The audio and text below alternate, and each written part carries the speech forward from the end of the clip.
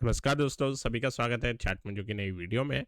आज के सेशन के अंदर भी हम थोड़ा साइडवेज एक रेंज में ही थे, लेकिन ओवरऑल वॉलेटिलिटी थी मार्केट के अंदर। अगर हम देखेंगे तो कल के क्लोजिंग के अराउंड आज ओपन हुए और हमने फिर से कल का जो हाई है उससे थोड़ा सा हम रह गए टच करने से, लेकिन लगभग कल जितनी कैंडल की हमने रेंज करी। तो अगर मैं 15 मिनट का चार्ट लगाता हूँ यहाँ पे, तो दोस्तों यहाँ पे दिखाई देता है कि आज भी हम एक रेंज के अंदर ही ट्रेड कर रहे थे।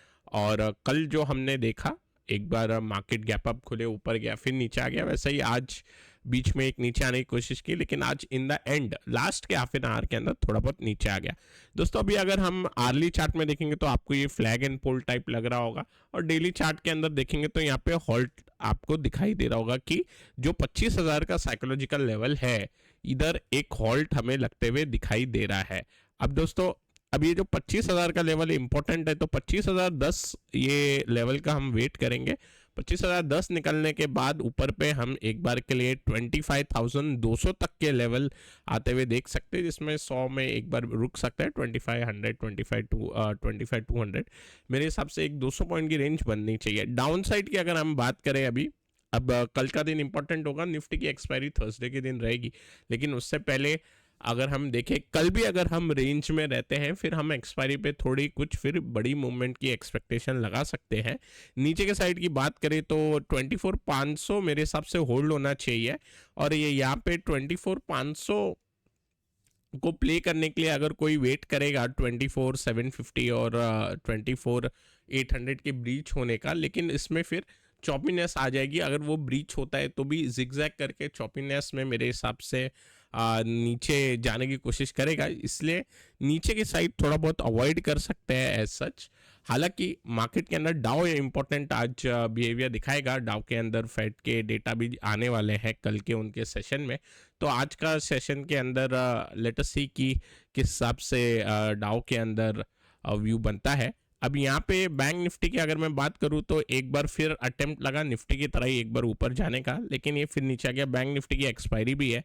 इस सिचुएशन में बैंक निफ्टी कहीं ना कहीं साइडवेज होता हुआ दिखाई दे रहा है। सो बैंक निफ्टी से ज़्यादा कुछ एक्सपेक्ट नहीं करूँगा, ना डाउन साइड। अप साइड पे फिर भी एक बार व्यू बना रहेगा, क्योंकि ब्रॉडर मार्केट तेज है। डाउन साइड पे ज़्यादा से ज़्यादा बैंक निफ्टी कहाँ तक एक बार जा सकता है, क्योंकि अभी वॉलेटिलिटी बड़ी है। हम देख सकते हैं कि ये लगभग 2,000 पॉइंट की रेंज है, जहाँ पे बैंक निफ्टी अभी बीच में है। तो दोनों साइड किधर भी एक स्विंग बन सकता है, लेकिन लोअर साइड पे 50,000 टू 50,500 एक अच्छा सपोर्ट लेवल बन के आएगा। तो और ऊपर पे रेजिस्टेंस 52,500 पे बन के आएगा, तो आप बीचों बीच है लगभग 1,000 पॉइंट के स्विंग के। बट क्योंकि 2 दिन से हमने रेजिस्टेंस लगते हुए देखा, तो 52,000 कल के सेशन के लिए एक बार हर्डल बन सकता है, और सपोर्ट की अगर मैं बात करूं तो 51,000 एक सपोर्ट बन सकता है। सो ओवरऑल इसमें अगर आप स्मॉलर टाइम फ्रेम में वर्क करते हो 15 मिनट या 5 मिनट के चार्ट पे, तो देख सकते हैं, लेकिन चॉपीनेस यहाँ पे भी रहेगी, चॉपीनेस की उम्मीद है। अब इसका कारण ये निकल के आएगा चॉपीनेस का, क्योंकि देखो मिड कैप के अंदर अभी भी बाइंग है। भले ही अगर हम देखें थोड़े लार्ज कैप काउंटर घट रहे हैं या थोड़े साइडवेज जा रहे हैं, लेकिन मिड कैप के अंदर आप देखिए 2 दिन से लगातार नया हाई बन रहा है मिड कैप में। इससे क्लियरली ये साबित होता है कि बाइंग जो है मार्केट के अंदर वो अभी भी बनी हुई है, और इस कारण से हम 59,000 एक बार देख रहे थे, अब नियर आ गए 59,000 के। 60,000 का एक लेवल मेरे हिसाब से भी जल्द एक बार दिख सकता है। बाकी जिस हिसाब से तेजी है मिड कैप के अंदर, उस हिसाब से बायस जो है अगेन बुलिश ही रहेगा। थोड़ा बहुत कॉशन रख सकते हैं। अगर मैं डाउ के ऊपर जाता हूं तो डाउ थोड़ा सा साइडवेज है। डाउ आज अगर 41,000 के ऊपर क्लोज देता है तो इससे थोड़ा कॉन्फिडेंस बढ़ेगा। तो 41,000 के ऊपर की हमें क्लोजिंग मिलनी चाहिए डाउ पे, और नीचे में अगर साइडवेज रहा तो ठीक है, लेकिन ज़्यादा से ज़्यादा अगर हम देखें तो 40,000 के नीचे नहीं क्लोज होना चाहिए डाउ, जिससे कि जो बायस अभी बना हुआ है वो पॉजिटिव ही बना रहे, अदरवाइज न्यूट्रल बायस बन जाएगा। अब यहाँ पे बॉन्ड यील्ड की बात करें और डॉलर इंडेक्स की बात करें, एक बार उस पर व्यू करते हैं। यहाँ पे बॉन्ड यील्ड नीचे है, ओके। बॉन्ड यील्ड जो है वो लोअर लो लोअर हाई में बना हुआ है, और बॉन्ड यील्ड की अगर मैं यहाँ पे बात करूँ तो यहाँ पे हमको ये चीज़ देखने मिलती है कि unlike dollar index, bond yield proper low low lower high बनाते हुए नीचे जा रहा है। कल के दिन एक सपोर्ट लेता हुआ दिखाई दिया। मेरे हिसाब से जो रेट कट के अभी जो बातें चल रही है उस हिसाब से अब जल्द ये 4% और उसके बाद 3.75% की ओर बढ़ जाएगा। इस बीच डॉलर इंडेक्स हमें एक गिरता हुआ मिलना चाहिए। आज भी थोड़ा सा आप देख सकते हैं डॉलर इंडेक्स ऊपर की तरफ जा रहा है। कल के दिन फ्राइडे और थर्सडे का सेशन काफ़ी इंपॉर्टेंट होगा डॉलर इंडेक्स के लिए। ये 2 दिन के अंदर हमें काफ़ी अच्छा एक व्यू मिल जाएगा और मेरे हिसाब से ये नीचे के साइड ब्रेकडाउन देना चाहिए, बाकी हम देखेंगे। ब्रेंट काफ़ी वीक हो रहा है। ब्रेंट की अगर हम बात करें तो यहाँ पे ब्रेंट जल्दी अपने एक सपोर्ट पे पहुंच जाएगा जो कि है 77 से लेके आपका 77.25, ठीक है। इस लेवल में आते समय मेरे हिसाब से एक बार हॉल्ट होना चाहिए इंट्राडे के लिए, फिर नेक्स्ट ओवरनाइट के लिए कुछ कह नहीं सकते क्योंकि ब्रेकडाउन के चांसेस भी बढ़ जाएंगे। जो मोमेंटम है ब्रेंट पे, लोअर लो लोअर हाई, काफ़ी अच्छा ये मोमेंटम बना हुआ है और काफ़ी फास्ट है। तो जो डिक्लाइन है ब्रेंट के अंदर वो थोड़ी तेज है, इस वजह से इंट्राडे पे ही हॉल्ट होगा मेरे हिसाब से। बाकी ओवरनाइट पे रिस्की हो सकता है, तो 77 से 77.25 का इंतजार एक बार होगा। गोल्ड सिल्वर के अंदर थोड़ी बहुत तेजी है आफ्टर दी फॉल। अब यहाँ पे दोस्तों कल एक काउंटर डिस्कस कर रहे थे जो था KNR कंस्ट्रक्शन का। काफ़ी अच्छा इसने एक ब्रेकआउट दिया था और इसको हम ब्रेकआउट पे कैच कर रहे थे। अब दोस्तों यहाँ पे ब्रेकआउट हो गया, आज के दिन भी अच्छी फॉलोअप बाइंग भी आ गई और अपने ऑल टाइम हाई लेवल के ऊपर इसने क्लोजिंग दे दी। इसका जो मेजर एक हर्डल बना हुआ था 407, उसके भी अब हम ऊपर चले गए। तो कल जो हम चार्ट स्टडी कर रहे थे वो KNR कंस्ट्रक्शन पे कर रहे थे, जिसमें हमने वेज सेटअप देखा।